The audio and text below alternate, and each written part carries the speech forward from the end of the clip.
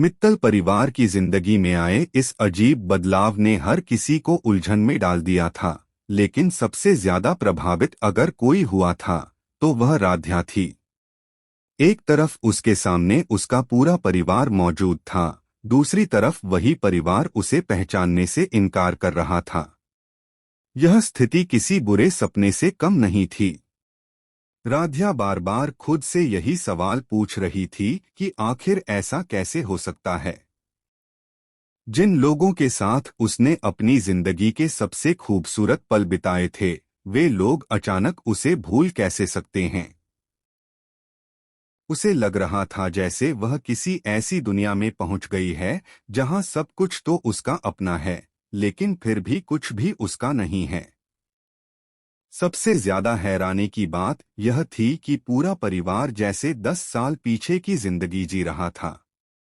उनकी सोच, उनकी यादें और उनका व्यवहार सब कुछ वैसा ही था जैसा कई साल पहले हुआ करता था। उन्हें वर्तमान की कोई याद नहीं थी।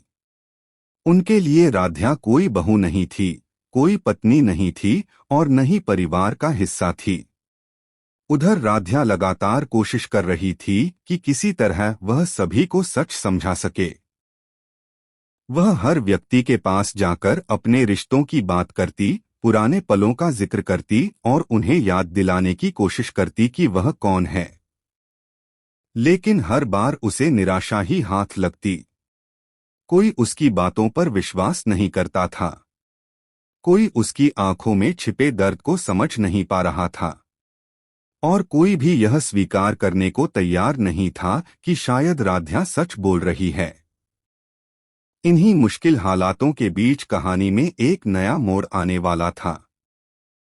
बहुत जल्द एक ऐसे व्यक्ति की वापसी होने वाली थी जिसका नाम सुनते ही राध्या के मन में उम्मीद की एक किरण जाग सकती थी। यह नाम था दिव्यम। दिव्यम की एंट्री की खबर जैसे जैसे सामने आने लगी, वैसे वैसे कहानी और दिलचस्प होती चली गई। क्योंकि दिव्यम कोई ऐसा इंसान नहीं था जो परिस्थितियों को देखकर पीछे हट जाए। वह हमेशा सच्चाई को समझने और सही फैसले लेने के लिए जाना जाता था।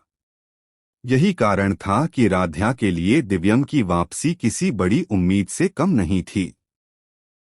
हालांकि अभी तक यह साफ नहीं था कि दिव्यम को पूरे मामले की कितनी जानकारी होगी, लेकिन इतना जरूर था कि उसकी एंट्री के बाद कई नई बातें सामने आ सकती थीं। उधर राध्या की स्थिति दिन ब दिन और कठिन होती जा रही थी। वह घर में रह तो रही थी, लेकिन एक मेहमान की तरह भी नहीं। उसे ऐसा महसूस कराया जा रहा था जैसे उसका इस घर से कोई संबंध ही नहीं है। फिर भी उसने हार नहीं मानी। वह जानती थी कि अगर उसने उम्मीद छोड़ दी तो शायद वह अपने परिवार को हमेशा के लिए खो देगी। इसी बीच उसे दिव्यम के आने की खबर मिलती है। यह खबर सुनते ही उसके मन में कई भावनाएं एक साथ जाग उठती हैं। उसे लगता है कि शायद दिव्यम उसकी बात समझ सके। शायद वह उसकी आंखों में छिपे दर्द को पहचान सके।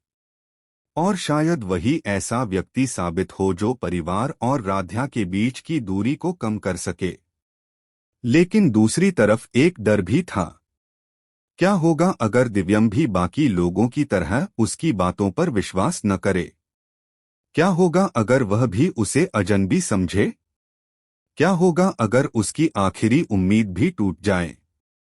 यही सवाल राध्या को अंदर ही अंदर परेशान करने लगते हैं। उधर परिवार के बाकी सदस्य अपनी पुरानी दुनिया में जी रहे थे। उन्हें यह अंदाजा भी नहीं था कि उनकी जिंदगी में बहुत जल्द एक ऐसा व्यक्ति आने वाला है जो कई छिपे हुए सवालों को सामने ला सकता है। दिव्यम की वापसी सिर्फ एक किरदार की एंट्री नहीं थी, क्योंकि जहां एक तरफ राध्या अपने रिश्तों को बचाने के लिए संघर्ष कर रही थी, वहीं दूसरी तरफ दिव्यम की मौजूदगी कई ऐसे रहस्यों से पर्दा उठा सकती थी जो अभी तक छिपे हुए थे। लेकिन सबसे बड़ा सवाल अभी भी वही था। दिव्यम आखिर किस भूमिका में सामने आएगा? क्या वह राध्या का साथ देगा, क्या वह उसके परिवार को सच्चाई समझाने में मदद करेगा, या फिर वह भी उन लोगों में शामिल हो जाएगा जो राध्या की बातों पर भरोसा नहीं करते? इन सवालों के जवाब अभी भविष्य के गर्भ में छिपे हुए थे। लेकिन इतना तय था कि दिव्यम की एंट्री के साथ कहानी एक बिल्कुल नए मोड़ पर पहुंचने वाली थी, जहां उम्मीद, रहस्य और भावनाओं का एक नया सफर शुरू होगा। दिव्यम की वापसी की खबर धीरे धीरे पूरे माहौल को बदलने लगी थी। हालांकि अभी तक वह मित्तल हाउस नहीं पहुंचा था, लेकिन उसके आने की चर्चा शुरू हो चुकी थी। दूसरी तरफ राध्या लगातार अपने रिश्तों को बचाने की कोशिश कर रही थी। हर दिन उसके लिए एक नई चुनौती लेकर आ रहा था। घर के लोग उसे अजनबी समझ रहे थे, लेकिन राध्या के दिल में आज भी वही अपनापन था। वह आज भी इस परिवार को अपना परिवार मानती थी। वह आज भी प्रथम को अपना पति समझती थी।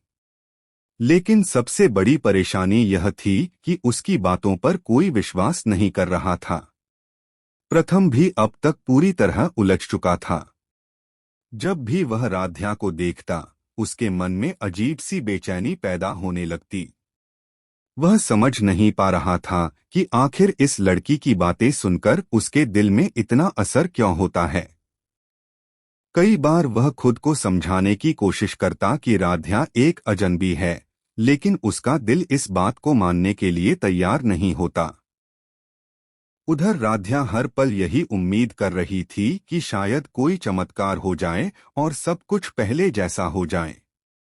लेकिन ऐसा कुछ होता दिखाई नहीं दे रहा था।